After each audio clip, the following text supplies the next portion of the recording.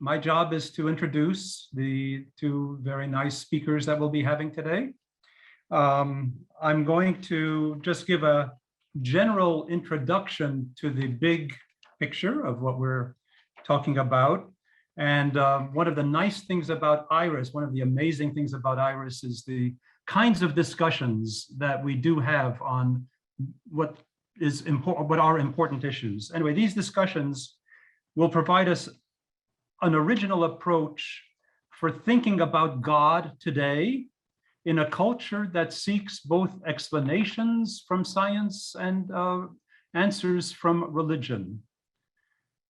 The presentation will discuss the usefulness of the genetic event model in theology, in science, and also in the dialogues between science and theology, demonstrating that this model can replace theological nostalgia while providing a solid foundation for a fruitful and self-understanding within the science-religion dialogue. I think it's going to, most all of you are familiar with IRAS and just are aware that IRAS is a quite special institution for connecting science and religion. So our first speaker, who is largely the organizer of these conferences that take place every month, is Dr. C.J. Love. Let me give you a little bit of background. Before I get to that, and I'm going to say it again, please have a pencil and paper. You don't need paper, but there is on your computer screen at the bottom, if you go to the bottom of your screen, it'll open up something that'll say Q&A.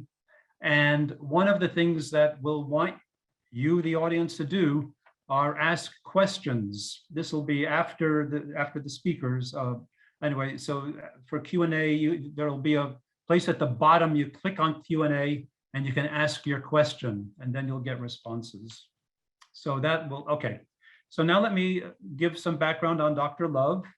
She's currently co-editing a book that examines how philosophical, theological, and social scientific principles can be applied to our social institutions such as education, social welfare, criminal justice, government, and the economy. So she covers it all. She has also published the book, God, Genetics, and Event Phenomenology. It's a book on the temporality of theology and its usefulness, covering science, theology, and contemporary culture. So it's a big picture. CJ is actively involved in IRAS as the vice president of summer conferences. She's a webinar technician and is co-chairing the 2022, next year's IRAS summer conference. CJ, she has developed an interest in theology after taking a moral theology class for fun. So that's a kind of a nice way to begin. She earned her PhD from Loyola University, Chicago, while raising her 3 children and defending her dissertation with distinction. So I'd like to now turn it over to CJ. Thank you so much for that nice introduction, Stan. I really appreciate that. And I want to thank Maynard and Iris for giving me this opportunity to talk with you tonight. And I again will repeat that on the very bottom of your screen, down here on the bottom, is a Q&A box. And to go ahead and put in any questions you have as I go through the presentation, after the presentation, and after our respondent has an opportunity to talk. It will make for a much more interactive webinar tonight. So if you just give me a second here, I am going to pull up my screen, my slides for tonight.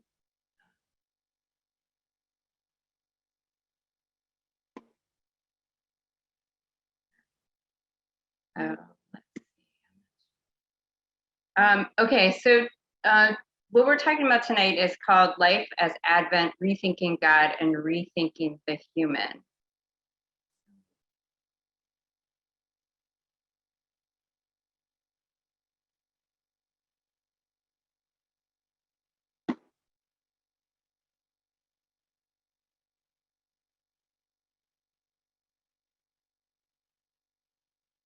And I am not sure if you're seeing me or not. I'm not seeing me, so I'm going to just keep on going. If you're not seeing me, I'm really sorry, but I'll just go ahead and give you my presentation. CJ, we are seeing you. Oh, wonderful. Okay, so the problem here in this understanding, in this classical understanding. So let me just back up here a second. Is rethinking life as Advent, rethinking God, rethinking the human. So the problem here in this classical thinking is this presence and remoteness of God. And, the question today is it still relevant? Can we still think using these classical thinking and have this conversation? And and if we say no, then what would a rethinking of presence and remoteness look like through a biological phenomenological lens? So that would be another question that this presentation is going to address. And then finally, we'll address then, how does this open up dialogue? So these are the three movements of my presentation tonight. So in the classical framework, we see Augustine in the Confessions understands that he understands time as a mirror to how humans seek God. So for him, time can't be known in itself, but he has a knowledge of time, that time exists. And he sees this as a mirror to God, that God can't be known, but yet he has this knowledge of God. So he sets up this classical framework of understanding or using time as a way to understand God. And he sees time then as a dispensation within the mind, when he uses this as an analogy of how we perceive God's presence and remoteness, which we will get to. So in this, he sees that God's context then becomes eternity. So God is in eternity, and human's context then is temporality. God is the creator, and human is the creation. This is a really very typical understanding within theology. He understands the past as reflection, the present is comprehension, and the future as anticipation. Ready. So this is his understanding of dispensation. So what Augustine is saying is that there is no past. There's a non-existent past, and there's a non-existent future. There's only the present now, this razor thin now. And this is how we understand God. We can only comprehend God in this razor thin now. And he explains this like if you sing a song. So if you sing the song, you start off, in your memory, you start singing the song, and the note you hear or the note you sing is in the present now. And this note you sang before is in the past as memory, and the note you're going to sing is in the future as anticipation.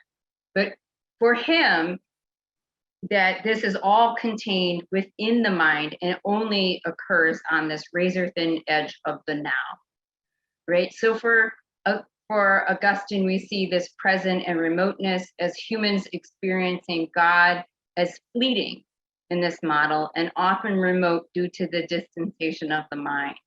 The soul experienced the non-existent past and future then as remoteness, and the temporal human consciousness can never fully experience the eternal God for this. So what kind of problems then arise when we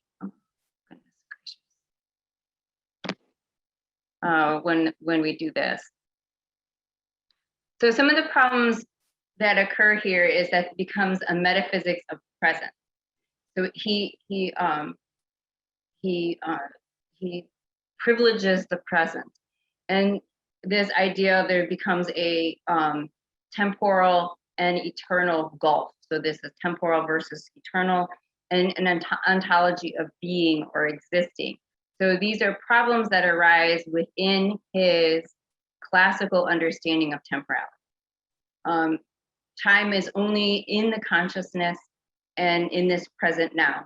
And there is no past or future. So this is unembodied, and temporality then functions as something within the mind of a reflective mind.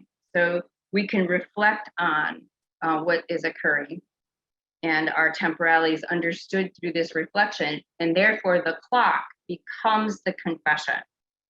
So for Augustine, our clock, what keeps time, what lets us understand temporality, is this reflection or the confession. So what would a rethinking of Augustine's understanding look like through a biological lens? Okay, so when we look at contemporary genetics, there's this understanding of the human that temporality is not mediated by this creation relationship of God and human. So the idea of God being outside of time and the human being inside of time, God being eternal, the human being temporal. So there's no contrast of eternity and temporality within his understanding, a genetic understanding of the human. There's an interconnectedness between mind and brain, body, and the environment. So all of these things have to come together to create the human person, including the environment, because our body times itself without mind knowledge. So we don't actually realize everything our body's timing. But the environment becomes part of this timing, especially when you think of like circadian rhythms, right? Our circadian, we all know if we traveled over to Europe or something, it takes a while for us to get used to the time change. We call, the leg, and we all get jet lag.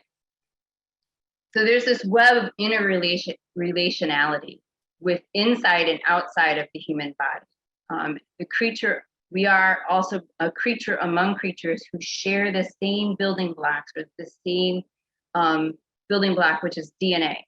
So and you can even, in genetics, we'd stop at the DNA, but you can also go to the elements. I mean, we could go all the way back to stardust, where we share this all with creation.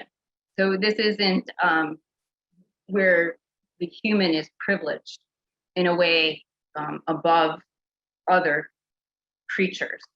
Our body, along with our mind and our environment, keep and utilize time.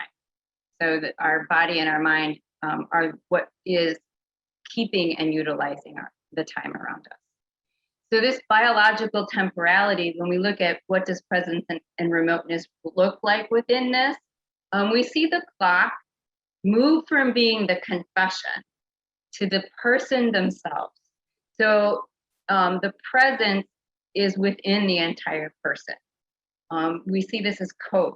So the code becomes the record of our past, of all who came before me. And what I mean by coded record means our DNA. Our DNA holds this coded record of everybody who's come before us. My DNA, half of it came from my mom, and my grandmother, my great-grandmother, all the way down to that amoeba out there who began the whole thing, right? The single cell organism that began the whole primordial evolution of ourselves. I carry that in me. This coded presence is this range of possibility that my DNA provides me when it's used properly, or even not properly. So maybe I'm carrying a gene like the BRCA gene in my body, and let's say I take an environmental hit, and that gene, it starts to express itself. Well, then I might have breast cancer, right? So that's a coded present. That's a range of possibilities, which is also part of this coded future, this biologically bound probability. So this probability of what might happen because of what I carry in my DNA, and then what might happen in successive generations because of what I pass on. So this is not just a static, it's very dynamic. Not only the individual now, but there's this deep past. So it's not only that we're on this razor thin now, as we see in Augustine, but there's this idea that the deep past truly does exist. There's not this mediated, we don't see a mediation by the creation relationship or by the contrast between eternity and temporality in this understanding of presence and remoteness through a biological temporality. And this calls for an expansion of the classical Christian framework. And what I mean by this is if you took this framework and then you took what Augustine did, you would say that, oh, they don't talk to each other. They're very different. And this framework calls this classical Christian framework to rethink itself. Okay, and that's what I am going to talk about. So here's genetic event temporality. And this is where I take the biology and use phenomenology as a way to translate the science so it can talk to the theology. So in a biological phenomenological understanding here, we have this DNA as advent. Our biological understanding that transmission connects us to our becoming or our beginning in the world or our being in the world. Okay, so this transmission, when our DNA came together, this is what connects us to our becoming, our advent, our being in the world, our journey, our life, and making and marking the beginning of our human adventure or life as experienced through events. So in phenomenology, there's this understanding event is we don't understand ourselves as linear. We actually understand our own self, our temporality through the events we've experienced. So if I was going to ask you to tell me about your life and you probably won't give me a birth to now synopsis. You would probably tell me about the most important things that happened when you think of yourself. Events like the birth of your child, maybe an illness. It could be a catastrophic, something that happened that totally changed the way you understood yourself before and after. Okay. So we see ourselves through events. We don't really see ourselves as, oh, I was 1, and then I was 2, and then I was 3, and then I was 4. You don't really look at yourself linearly. We understand our temporality through event. So our temporal beginning opens us up to this our immemorial past. So that the DNA of those who have come before us, all the way to that mitochondria that's now in my cells, that's allowing me to have the energy so I can be talking to you here today. Our future possibilities and the future possibilities of our species through mutation and recombination. And this is really interesting because this isn't just me and my daughter, but it's me, it's my everyone that came before me, and my daughter and my daughter's daughter and my daughter's daughter, all the way down. And this is the future of our species. So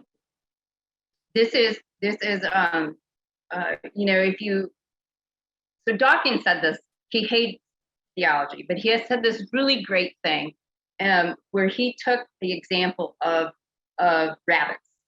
And he said, if you look at the prototype rabbit, first rabbit, and then you looked at the most modern rabbit, and you looked across the whole spectrum, you are going to see a change in the rabbits, but you might not see a change from one rabbit to the other. These are future possibilities. What kind of mutations and recombinations in our genetic code has let us become the human we are today? So that's what I mean by that. And then this genetic event presence and remoteness, how do we understand that? So presence and remoteness within this genetic event encompasses the biological, phenomenological life world that also includes the mind. So it also includes the mind, the brain, the way the brain functions. Presence enfold relationality that upends temporality through life-changing events or mutations. So our presence enfold this through these life-changing events are life-changing mutations. So things like that BRCA gene that shows up is a life-changing event, that somebody might experience. Remoteness as unawareness that contains potential, that in seeking we can become aware of that which has always been present, yet beyond our comprehension. So remoteness becomes, instead of like a void, it becomes an unawareness. It becomes, instead of absent, it becomes this potential that we can find in seeking. Now, at this point, I haven't really talked anything about God, just so you realize we're still trying to work out our language and our mediation. So our remoteness here is this understanding of unawareness that contains potential that in seeking we can become aware of. So, for instance, if I did have the BRCA gene in me, if I had a DNA test, I could find it, right? So it's something that with seeking I could find out. So this remoteness or unawareness, this is something that within seeking I could find. All right, so there's something that arises when you start putting these ideas together, and something I'm calling the durational event. Okay, remember those rabbits that we had lined up? Well, this is a durational event. A durational event is a remote presence. So it's something that happens that shows up later. And when I mean later on in the species. It's not necessarily, it could be later in the person themselves, but it also can be later on in the species. So this absence or remoteness. So a mutation then that doesn't affect our lives when it occurs. So when the mutation occurs, it doesn't affect our lives. So a mutation that does affect our lives is something like maybe you got cancer and it's not hereditary, right? It's a mutation. That's what cancer is. It's a mutation that your cell forgets how to shut itself off. It keeps replicating. You get a tumor or whatever, and you have cancer. Okay, that's a mutation that when it happens, that actually affects our lives. A mutation that doesn't affect our lives when it occurs is something that when it happens, our body doesn't recognize it as being a problem. And if it happens in our gonadal cells, and if it happens and it doesn't get fixed, a lot of the times we have mutation are those things get fixed. If it doesn't get fixed, it can get passed on into other generations. And this has a potential to affect our future and our species future. So if it's again something in the, I want you guys to think about what it took for us to become the thinking beings we are.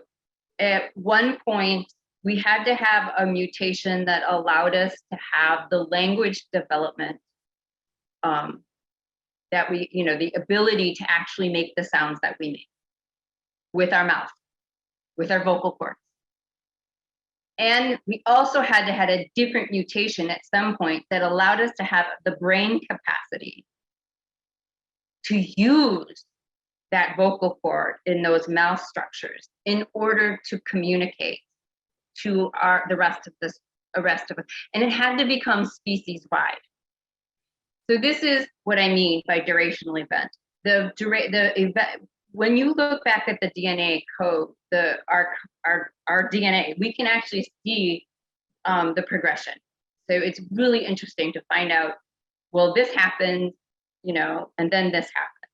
And it doesn't always have to happen together, but these are mutations that have occurred that allow us to become the thinking, speaking beings we are. These happen within all species, right? And allows these species to be what they are. And these kinds of things are what I'm called durational events. So when we start rethinking temporality, the concept of time then contained within contemporary genetics or biology, along with event phenomenology, provides a significant and innovative way to rethink the Christian theological notion of presence and remoteness of God, thus providing an original approach to how we as humans think about God in our life world and how we understand ourselves. So how do we understand ourselves? How do we understand in our life world? And then how do we understand God as being either present or remote? So when we start rethinking God, what does this do? So we see that that this idea that it allows God's presence to be authentic within our human experience. The remoteness then becomes not as a result of God being outside of time. Remoteness isn't that. Thinking that is grounded in the common human experience. It moves away from duality, which is a huge problem between science and theology. Remoteness or absence is not a void, but an awareness as seen in the durational event. And then it's something that interesting to wrap your mind at, that maybe durational event could be thought of as fullness of time.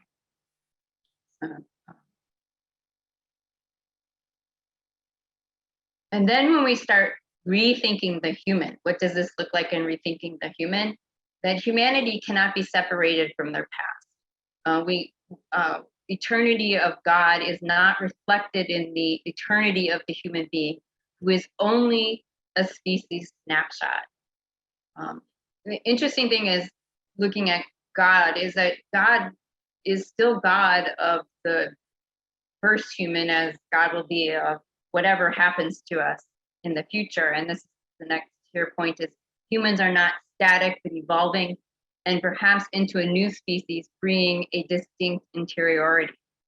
And then the durational event passed as inseparable from the present. So we can't separate ourselves from our past.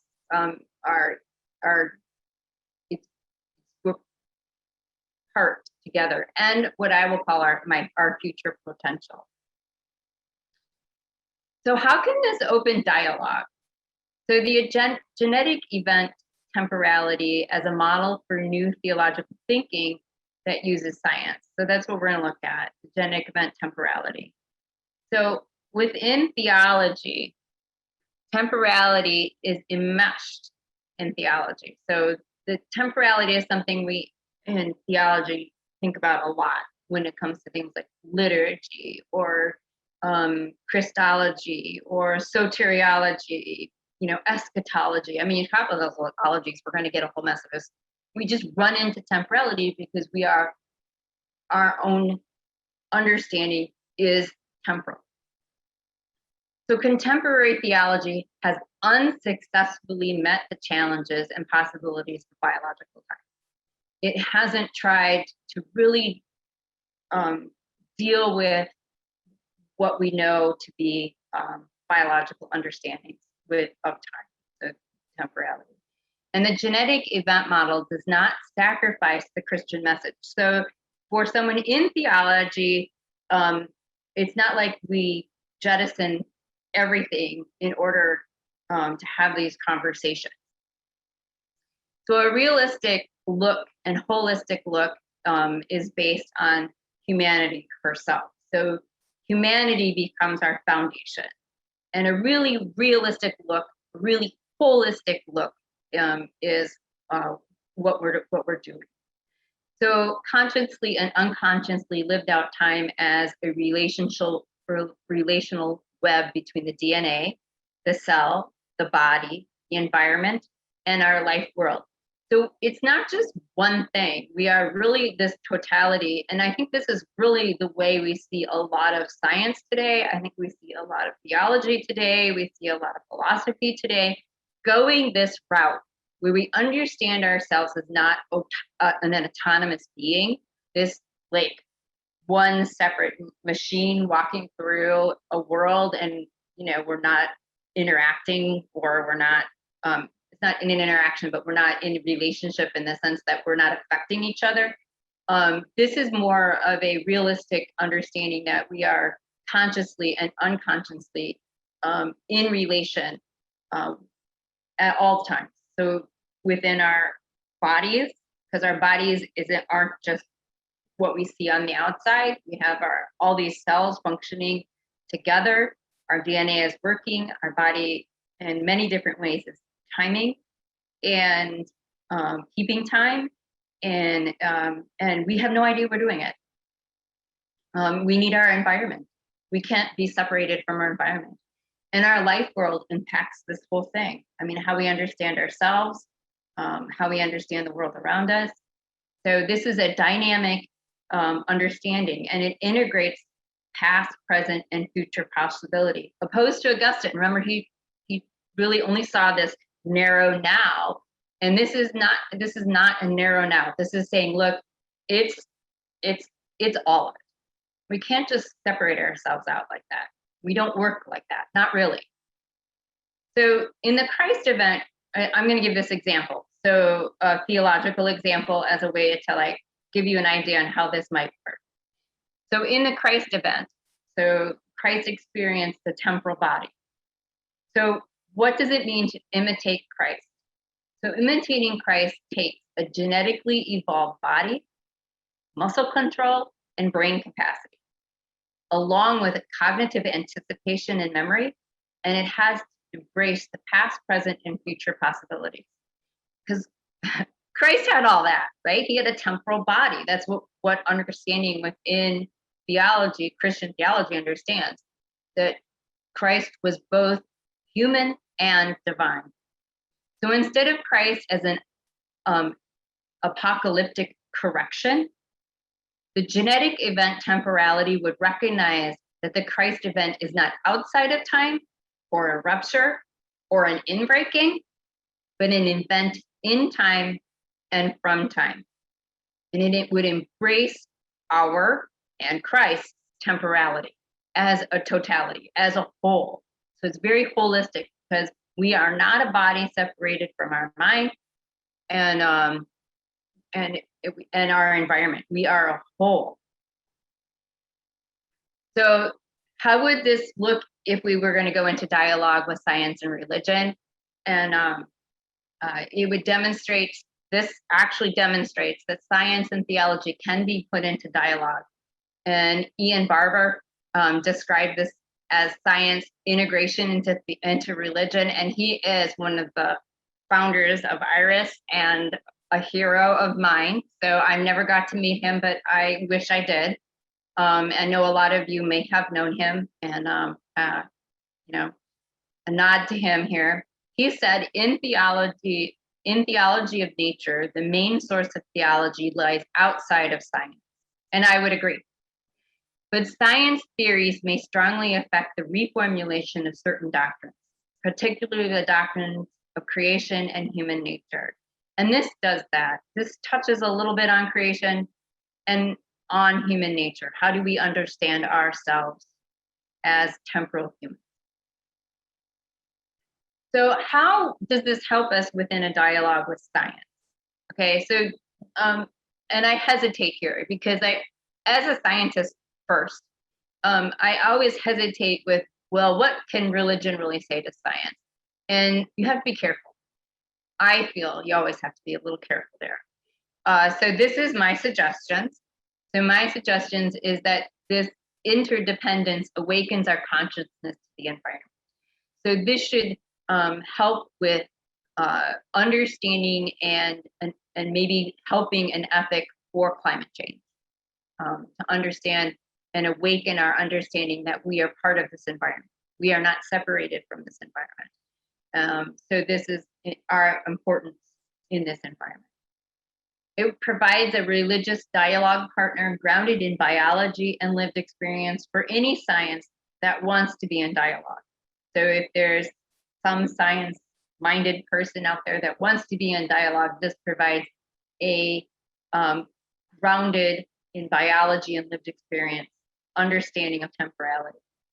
Many may offer a theoretical and philosophical psychology, a useful understanding of temporality, philosophical psychology is very open to dialogue with theology.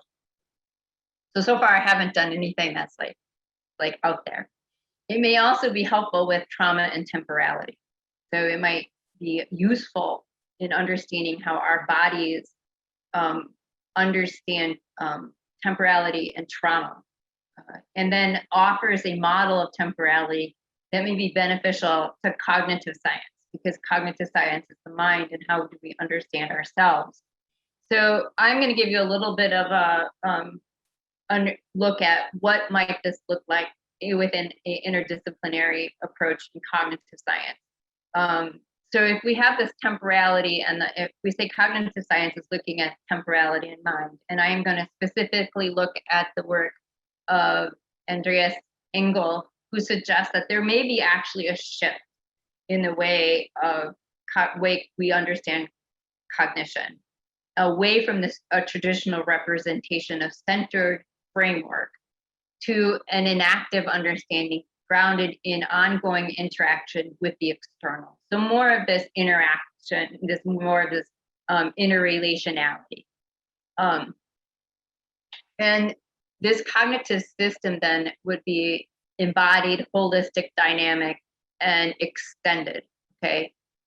Then I would suggest then this genetic event temporal model could offer a dialogue partner, and maybe even a model of temporality that's embodied, holistic, dynamic, embedded, and extended, right? As an understanding for temporality that also happens to encompass the understanding of the event.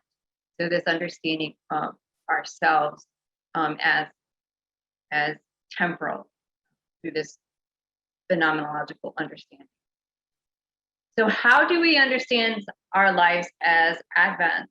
So I suggest that this is through a genetic event understanding of temporality that sees God's remoteness and presence through a holistic, dynamic, interrelationality that doesn't privilege the mind.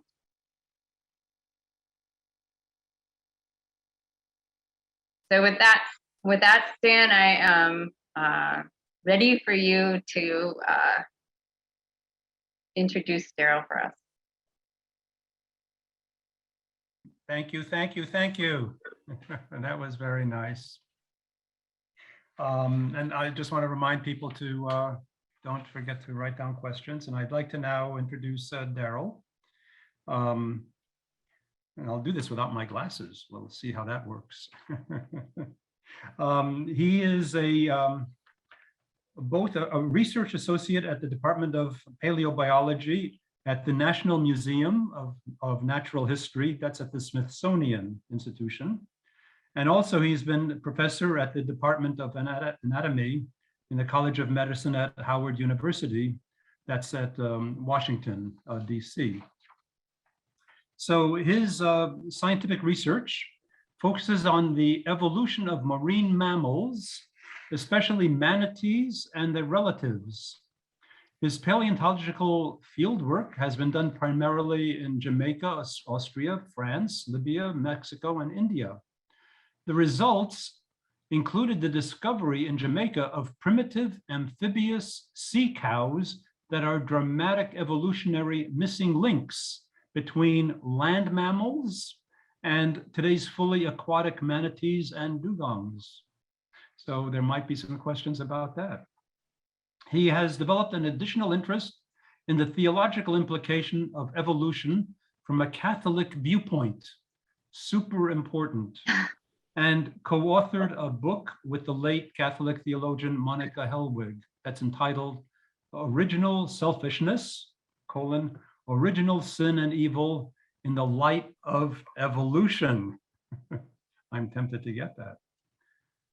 He was an invited participant in the Dialogue of Evolution held by the Committee on Science and Human Values. That's the US Conference of Catholic Bishops. That was from 2001 and 2002. And he's also lectured widely to church and professional groups on topics related to science and religion. So with that, I'd like to give you Daryl. Thank you, Stanley. And thank you especially, CJ, for a very stimulating, thought-provoking talk there. So I've taken some notes here. That's things I particularly found thought-provoking.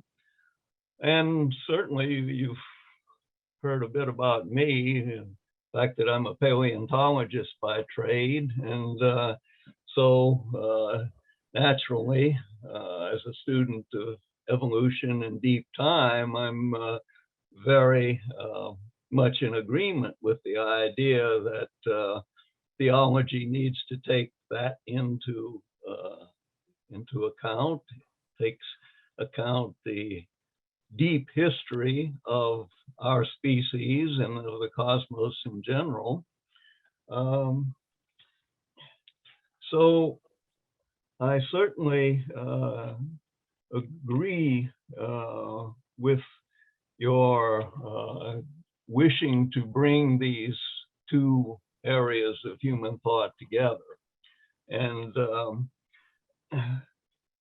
certainly I agree that the bringing this genetic evolution model into the discussion does not in any way sacrifice the Christian message. It enhances it. I've taken a similar tack in the work I've done on original sin and evolution, taking the findings of evolutionary science into account to try to make more sense of Christian doctrine, such as original sin, and get away from the rather static view of the universe that Christian theology, going back to St. Augustine, as you said, does seem to have bequeathed to us, and we've been gradually over the recent centuries trying to broaden that horizon a bit so that we're not, that we're trying to rethink the doctrines that have come down to us in the Christian creeds in an evolving universe, an evolved universe, and with ourselves as evolved creatures within it. So there's lots of work to be done in there, and I'm glad to see folks like you doing some of that work. And as Ian Barber said in the quote you had up there in the PowerPoint with him, that this is something we definitely need to work on in Christian theology. So a couple of things that pricked my thinking there in your talk that I'd like to hear you expound on further. For example, you mentioned the idea of God being outside of time or not. And I'd like to hear more about how you understand the problem that idea poses. For example, the context that it reminded me of is God's knowledge of the future. And a tack that I've wanted to take in dealing with that is that God can know our future without predetermining it for us by virtue of the fact that God is, in a sense, timeless, or stands out of our space-time continuum and sees and knows the future by virtue of seeing it happen. So as I think of it, God's knowledge does not determine the choices that we freely make, but from outside our time continuum, he can observe us making those choices and knows now in God's present what we will do in what is to us still the future. So I wonder if that has anything to do with your comment about God being outside time or not, and how you would address that.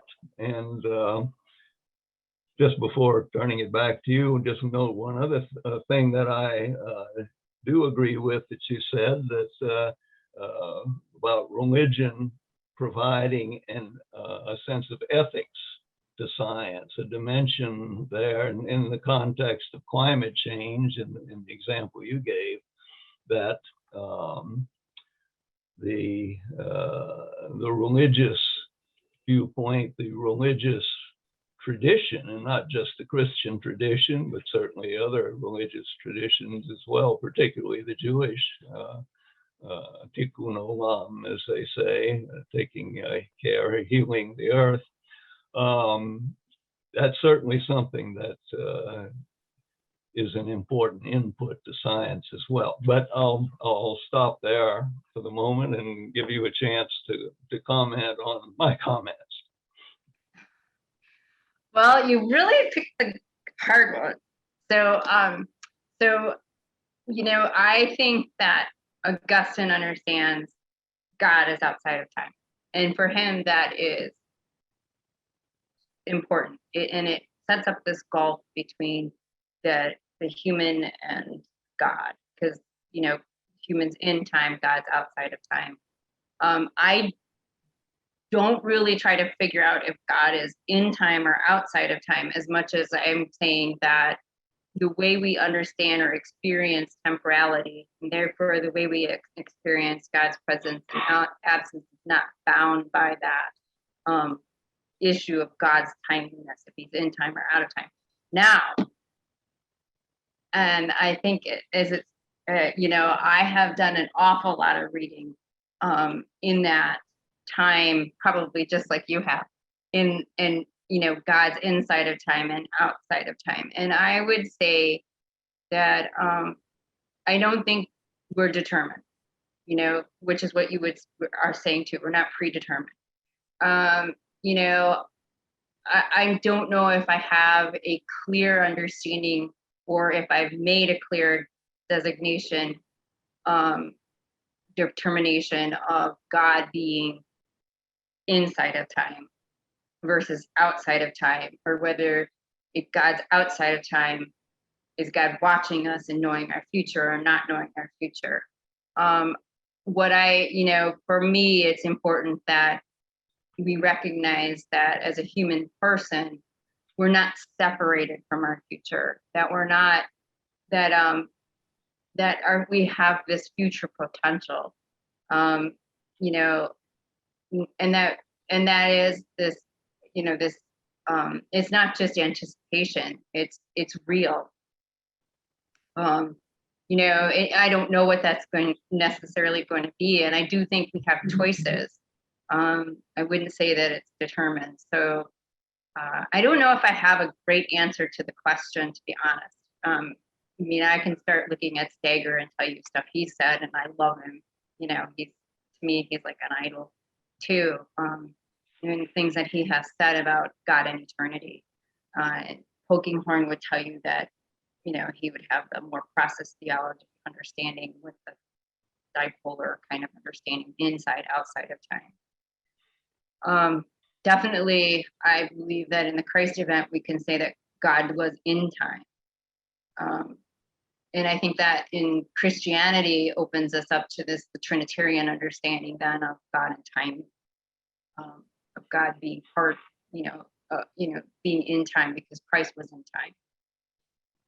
So I mean, we can go start talking Runner if you want. I love Runner. Yeah, you took a different approach to it, talking about the fact, the important fact and observation that God is, wherever God is in relation to time, God certainly acts and has acted in our time. And I think that was one of your central points there, that what has made our world in part is the occasional action of God in the world, the Christ event there being the prime example. Not as often as creationists would have it, where every single species has been individually created by God, rather than evolving from common ancestors, things like that. That's going, I would say, much too far in getting God involved in the nuts and bolts of our time continuum. But certainly we want to recognize instances in which our faith tells us that has happened. So I think the underlying point that I saw as most important in your message was the idea of our species, our ancestors, and our descendant species, if there are any, being part of this continuum of causality that we know to a certain extent, that we can anticipate, where we can create ourselves to a certain extent in the future. And part of that change that we can help bring about is a more refined understanding or notion of God. So I think that's the theological payoff from all of this, that we can maybe, I would like to think, resolve some of the ancient dogmas that have come to be seen as more and more problematical in the modern age, that maybe we can find ways of understanding God to get around some of these problems. Original sin being one, God's knowledge of the future being another problem to tackle, things like this that have tied theologians in knots for centuries. And I think bringing science into it certainly is going to be a necessary part of how we address those problems in the future. Well, I seem to see that there are some question and answers, questions at least, lining up in the Q&A box. So maybe we need to start working on answers to those right now. Wonderful. So Let me open that. So let's see, we just go start reading through some of these. So the first question, Maynard, do you want to read through these?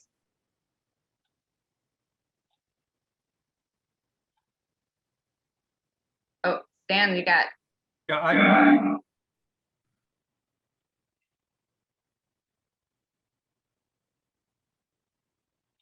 So are you gonna understand?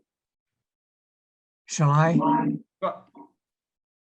Okay, let me share this one, CJ. Edward says, just as God is equidistant or equally close to all points of space, God is equidistant to all points of time. So, yes, God knows but does not determine the future. Now, I think Daryl has made something of that same point. So would you agree with that statement? Yes, I would. Yeah, I can. Question, okay, go Can ahead. I make one? I'd like to make a comment on the word God. In my opinion, I think that that three-letter word, has many, many, many different meanings. And I, for one, like the word God in my usage of it, which is morality. Anyway, so I think that that's something that really needs to be, for a group like our IRAS, we need to point that out always, because we're an institute on science and religion, and religion involves God, and folks, even if others would call us atheists, I'm a God-believing atheist who believe that the notions of God are very important for ethics and blah, blah, blah. So for me, when I do this, I understand God as that which is greater than myself. So, for me, that's how I would define God and my definition. And, that could be, someone could say that, I don't know. I mean, you can even go and say it's the force, right? I mean, but to me, it's that which is greater than myself. Ronner would say it's, what we unknown, right? We can't know. We have this idea of the unknowable, but. Okay, so CJ, you have spoken about God's remoteness in this sense, and that was what Edward was trying to get at, I think, in his comment. But there's also a question from Chuck that says, then, how do you relate your model here, your coded record, to the concept of immanence? That would be God's presence, right? Because God is immanent to me. God is present to me, right? God is, Yeah. right? So that would be presence. God's immanence would be presence. So I think you implied that this is made manifest in the Christ event. right. Okay, so Joy has asked, how do you see your ideas in relation to Whitehead's event ontology? So you have referred to becoming. Right, and he has this notion of becoming, and I think, well, I am really, when I understand becoming, I understand it as this. It's tied to actually transmission of DNA. Flat out, it is because that is what makes us, and so our becoming is this transmission. So our advent is this transmission. It's something we can't know. It's not something that we can actually experience. It's not something we can reflect upon. So this is something pure. Okay, it's pure advent. It's pure becoming. So it's different that way. It's not, it's this not that I'm moving into something. This is an event that happens, that allows me to happen. Is that helpful? Okay, so we have another question from Ron, who says, if God and theology are constructs of the human mind, positing and creating an imaginary ideal other, what are the implications for the analytical structures suggested in your analysis?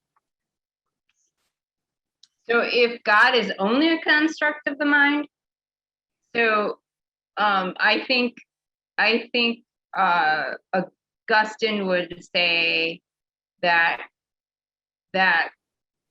first would be that he knows God exists, but I only can conceive God because of the mind, right?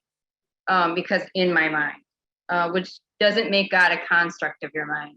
So if I use that as analogy, God isn't necessarily a construct of my mind. Now, I'm a very odd theologian because I don't think it makes a difference.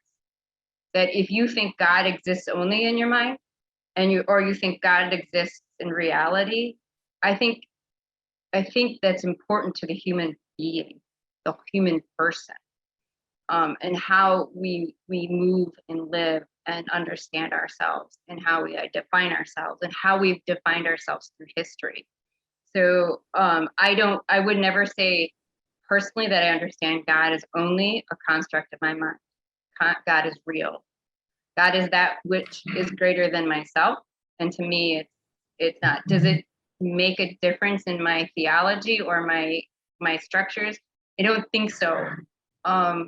Because I'm using it because I'm using what's very typical in theology is we're using metaphor and analogy as a way to understand and talk, and a way to have dialogue, and the way to move forward from some of these things that are like our ologies, like our epistemology or our ontology, these ideas, metaphysics, those are things that just don't work. All right. So one clarification question from Stuart: is a durational event the same as a process? Is it the same as a process? That's an interesting question. So a durational event is something that happened. And because of that, whatever it is that happens, there'll be some sort of potential effect in the future. So it truly is a happening, something that's occurred. It's not, I think it works into the idea of like evolution or process, right? But I don't think in itself it's a process. I think it's the event that allows the process. Maybe that's the best way to put it.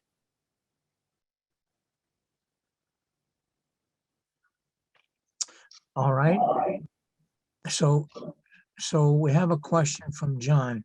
Could you explain a bit what are some of the differences in the reference of the term, quote, God, between what you refer to as a classical understanding and the understanding entailed by genetic understanding of temporality? What are some of the major differences? Simply put, he says, what kind of a God fits within the change in this temporal understanding that you describe? I suppose, he says, from a reflection of the eternal temporal split that you ascribe to Augustine. But what is the difference between what you refer to as a classical understanding and the understanding of temporality that you're posing? Well, in a classical understanding of temporality as given to us by Augustine, we have this gulf that happens between eternity and temporality that can't be crossed, can't be traversed. And it's almost to the point where we're cut off. if you read the Confessions, book 11, you find out that Augustine is really struggling with understanding God and God's presence, and why is God not for absence, right? How do we experience God? And he sees temporality or time as a way to get at it, right? I don't understand time, but I know time exists. And if I think about that, then I'm thinking that then I can use that as an analogy for how I understand God. In the process of doing that, you also wind up with this creator-created gulf between God as creator, who is standing outside of time, creating a creation that's inside of time. So we have this separation between creator and created. One of the things that I do is I'm not trying to necessarily say, I'm not saying so much that what I'm trying to say is like, look, we need to overcome these things if we are going to truly, seriously allow theology to have a conversation with science, or to have a conversation with our contemporary culture. Because this gulf between temporality and eternity, what is eternity and what is temporality, and how do we understand? Well, you can't really talk about, in our own understanding, there is no such thing as the eternal ourselves, because we are always in time. We can only understand in time. So I guess one of the things that I'm trying to do is to allow a conversation to occur, and that makes this understanding of temporality work for a theologian, or that they can use something and understanding in their own self. So I think I would need more work to get like a more nuanced sense, but I'm really thinking that the difference happens between the ontology or the epistemology, which I'm trying to avoid. Okay. Paula asked if becoming is only transmission of DNA, what is inner spiritual transformation and awareness? That is an excellent question. At the end, interiority, that is inherent in the human. So what is the spiritual transformation? How does that enter? So I would say that would happen upon reflection, because event or becoming is a pure happening. But when you have an event that is life-changing, that upends you, that's got a really special name. It's called eventual. But I didn't use the word in my talk because it means it takes a lot of explaining. But an eventual event is an event that upends the person. So for instance, if I experience a lightning strike, okay, so if I experience just a lightning strike and nothing happened, that's just an event that occurred. But if I was struck by lightning and I was paralyzed, that's an eventual event, right? And that is an upending. So, and that's changing how I understand myself. Okay, so that's within phenomenology. So when you apply that to your spirituality, then that kind of becoming that you're talking about inside of your spirituality would be this eventual event, which would be this upending, this re-understanding of self. And it's something that, within 45 minutes, wasn't, not enough time. There's not enough time to talk about. But yes, it's an excellent question. So the classical, or let's say the formative event for Paul on the Damascus Road was it wasn't a lightning strike, but there was something happened that transformed Saul into Paul.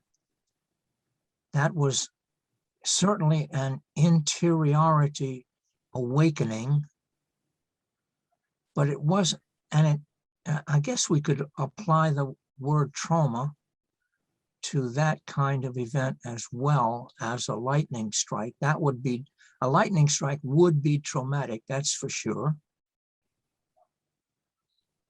So what we need to do is recognize that this kind of interior transformation can be precipitated even in an awareness. How would you talk about that? It doesn't have to be a physical change. How would No, you? but it would be something that you would understand, not necessarily when the event occurred, but upon like reflection of the event itself. So, it's like when we think of Paul on the road to Damascus, it's got to be pretty dramatic to have the flash of light or whatever that was that got his attention.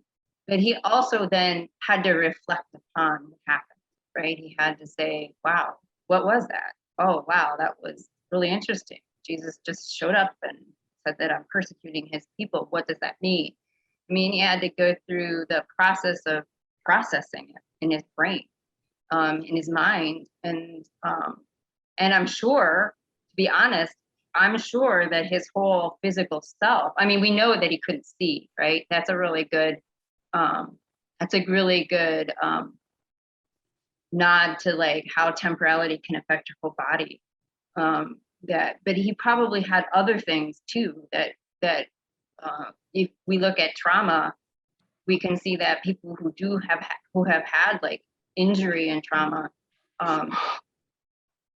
they can experience that trauma with touch, like someone touches them a certain way, or it says something, or a smell, or so it's it's amazing how entrenched those kinds of things become inside of our bodies and ourselves, and it's beyond just our minds. So I guess there's still a reflection that happens, the becoming spiritually.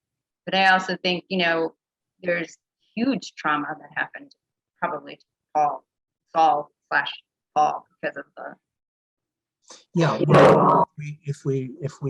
if we take the biblical narrative literally, it took Paul 18 years for that 18 years for that reflection to make a difference. So it's not necessarily something instantaneous.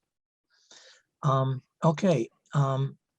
We have this question. A Muslim fundamentalist creationist friend says God has created man in 4 different ways. To briefly, no parent, that's Adam. A male parent, no female, that's Eve. Female parent, no male, that's Jesus. And everyone else has to cope with having both a father and a mother.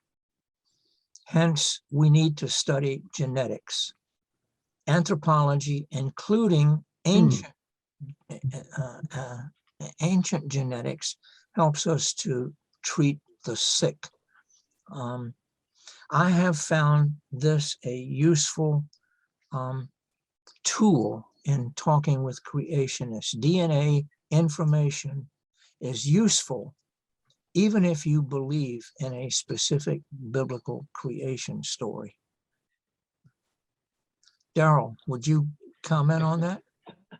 That's a very interesting contribution there. That's an interesting take on 3 characters from the Bible. I'm not clear, though, exactly how demonstrating that DNA information is useful really gets you to persuading something about someone something about evolution. Well, DNA is integral to the notion of evolution. I mean, you can't have a full understanding of evolution without the DNA. Given what we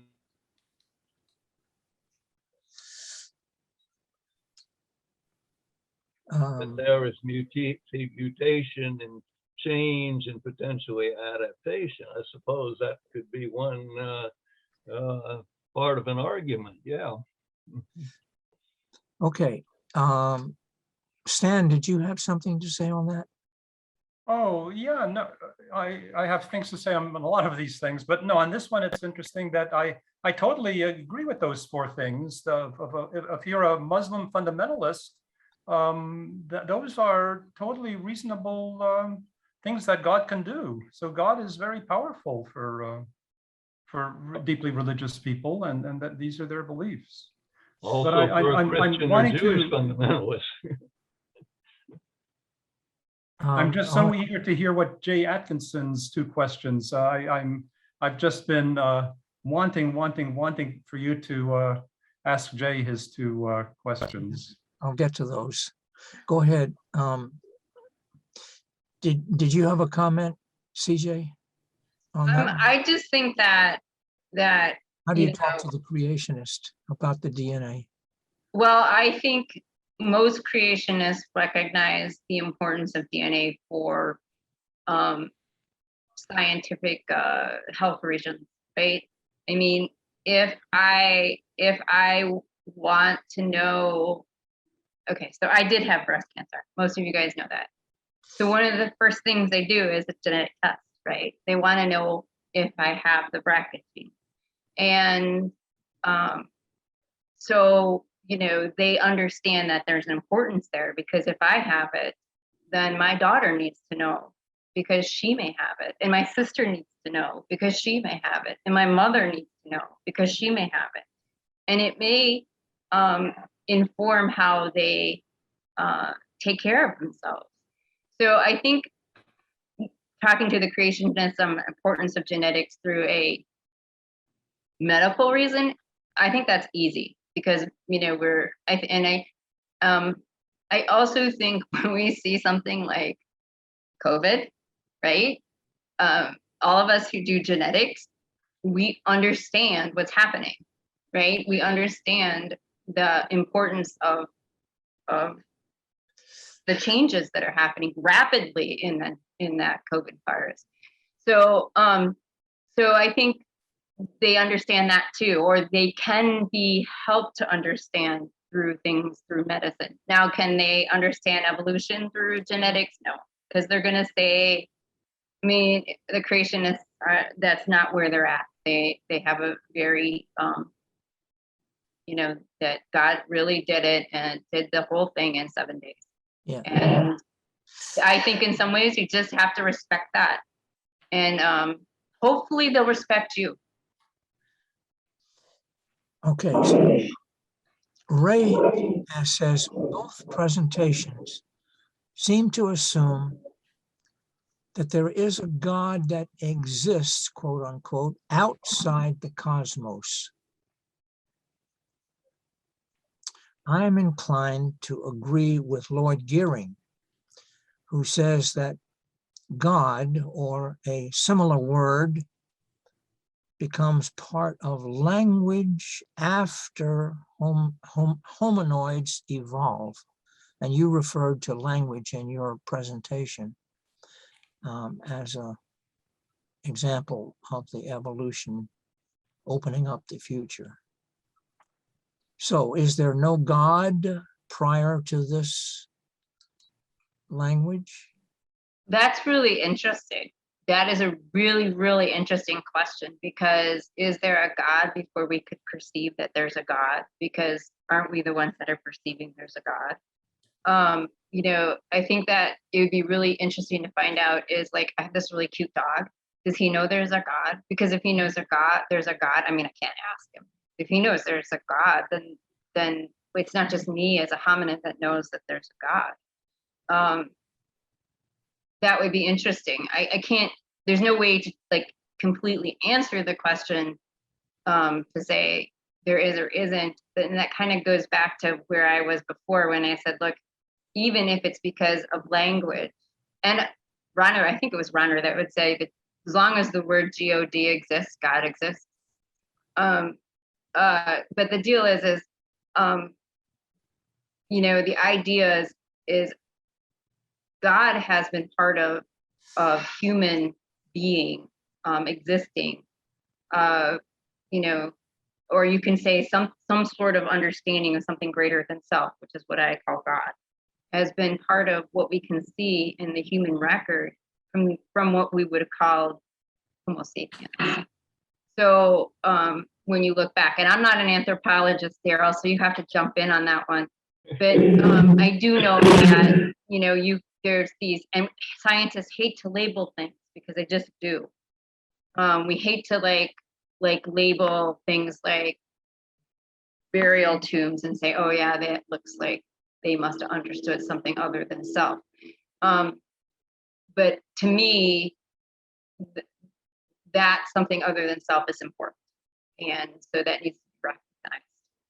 And it doesn't change us. I mean, it doesn't make what I do different or not important. It's just the way it's like Wittgenstein's games, right? Okay, Daryl, what about our anthropological record? I would say that there was no theology before hominids evolved, but certainly there was God, and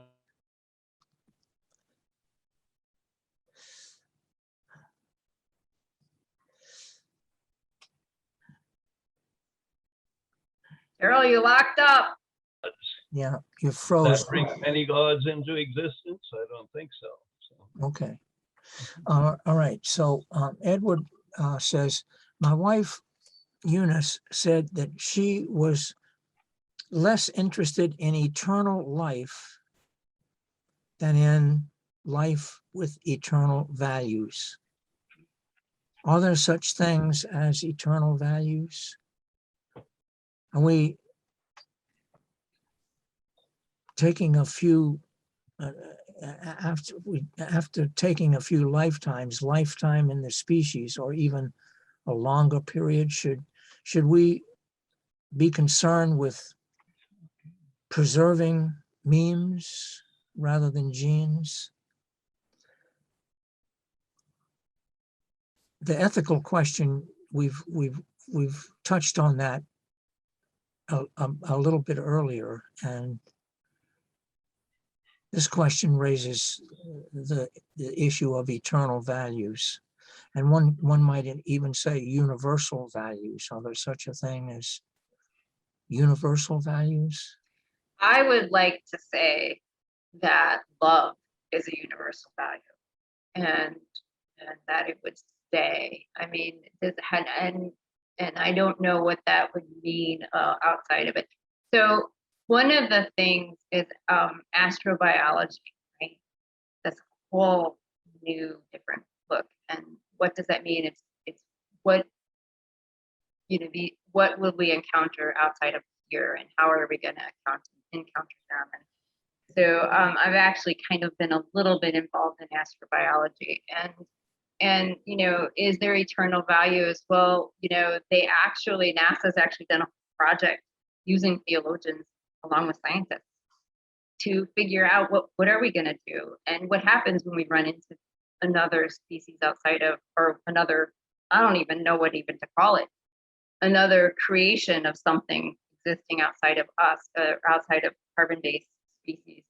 And what do we need to do, or how do we do it? And this is like AI stuff, and this is like, well, what do you program for, or what do you need them to do? And so I think love would be would be that one thing that we need to instill in whatever that is that travels to or is able to stay here when we're not. Yeah, so perhaps this will be the last question, but Joy has raised the issue of temporality, understanding of temporality that is so closely connected with the rise of organic life. And your presentation of the DNA model is embedded in this, certainly in the phenomenon of organic life. And so what are the implications for future life on Earth or elsewhere, she says? What are the implications for life elsewhere? Would that necessarily be limited by your DNA model? I don't think so.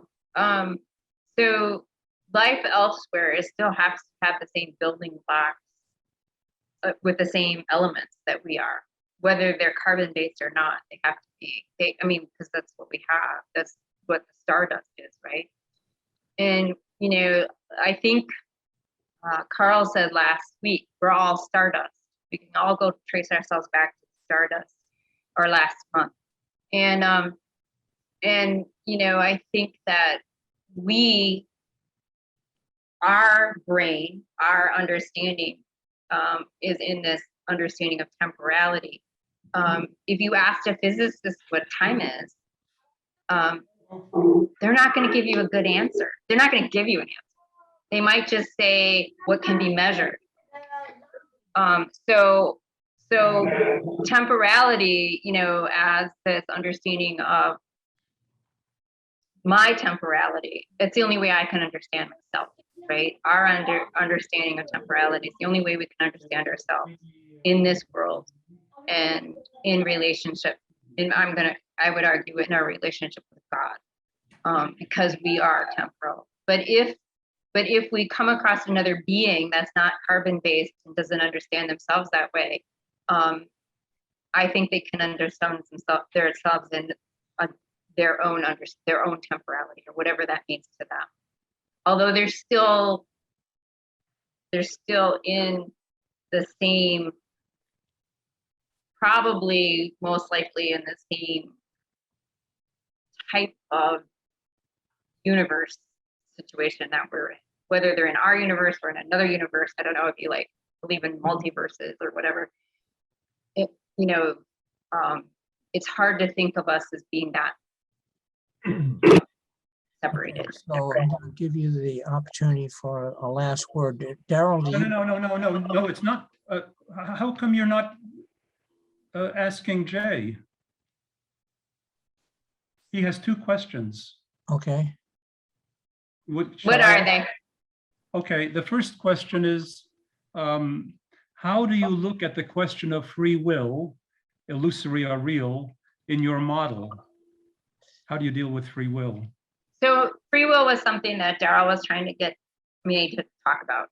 And I don't see us as predetermined. So free will still happens. And I don't think that God, so I don't have this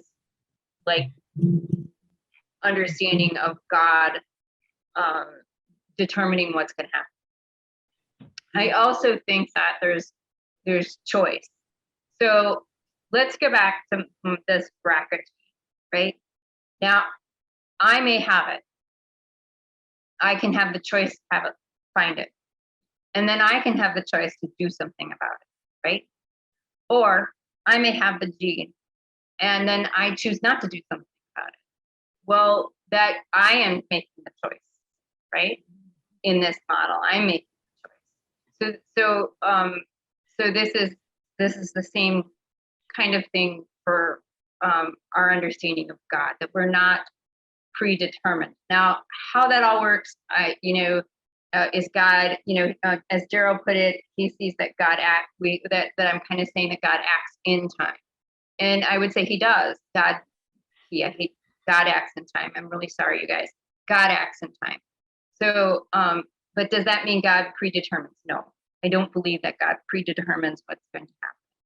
And I think in the model, a lot has to do with, comes down with to this interaction between self, cognitive self, bodily self, environment, event, and knowledge, spiritual knowledge, or presence and absence of God. My answer would have been slightly different, and it all has to do with the definition of the word free will, where I have the choice of raising my hand, and I did that freely, even though I'm a deterministic kind of machine. So free will is accepted by many, many top scientists, and that's something that people should know. Let me now ask you the other question from Jay Atkinson. How do you see your ideas in relation to Whitehead's event ontology? Can you connect your approach to Whitehead, who is really a major leader in these kinds of stuff? So, okay.